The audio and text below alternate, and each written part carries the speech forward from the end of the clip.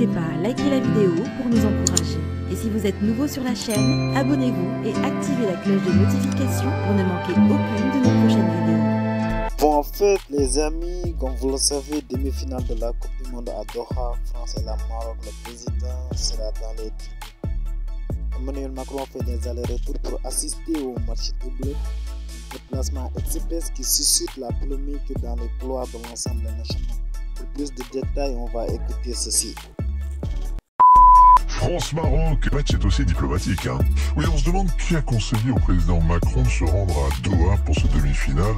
Il n'y a que des coups à prendre, que la France gagne ou qu'elle perde. 60 000 tifosi marocains sont sur place et l'attendent de pied ferme. Si la Marseillaise est sifflée, est-ce que le président quittera le stade, rejoignant la colère chiracienne, ou est-ce qu'il subira stoïquement cet affront comme Lionel Jospin il y a 20 ans? Le seul bénéfice politique de ce voyage aurait été d'assister au match aux côtés du roi du Maroc, une bonne façon de prêcher par l'exemple le respect mutuel.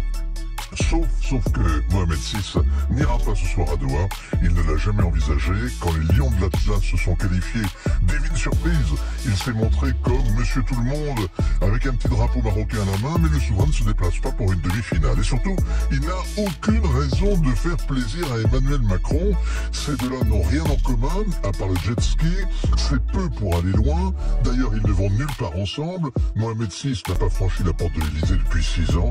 Si Emmanuel Macron est passé au Maroc, c'était un coup de vent. Oui, les relations entre les deux pays sont au plus bas. Depuis 10 ans, la relation spéciale a été laminée.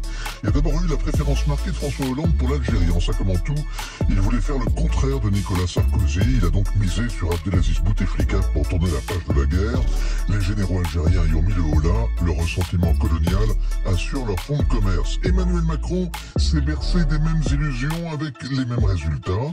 Faut pas trop compter sur Alger pour un appui au Sahel ou pour livrer du gaz. En revanche, on n'est jamais déçu par la capacité de nuisance des services de renseignement. Ce n'est pas un hasard si les derniers patrons de la DGSE ont été d'abord ambassadeurs à Alger. En 2014, il y a eu l'affaire Amouchi, la police française tentant d'arrêter le chef des services marocains venu à Paris en visite de travail. Rabat est stupéfait, la confiance est rompue, s'ensuivent toutes sortes d'embrouilles. En 2020, le retour de Boomerang, Paris découvre des écoutes sauvages, c'est le scandale Pegasus. Emmanuel Macron lui-même aurait été ciblé. Évidemment, c'est quand on ne s'entend plus qu'on commence à s'écouter. Jolie formule, autre querelle, Vincent, les laissez-passer consulaires, les visas. Oui, les Marocains récusent les 2 tiers des délinquants, les OQTF, qu'on veut leur renvoyer. Ils sont privés de visa et ils sont donc amers. L'Algérie fait pire sans être jamais punie. Depuis 10 ans, le Royaume remâche son humiliation et trouve d'autres partenaires. Les accords d'Abraham ont scellé une alliance avec Israël. La conquête économique de l'Afrique francophone continue. Les Américains ont reconnu que le Sahara était marocain. L'Espagne et l'Allemagne ont suivi. Bref, voilà un allié stratégique dans la guerre au terrorisme. Une économie dont la France est le premier partenaire.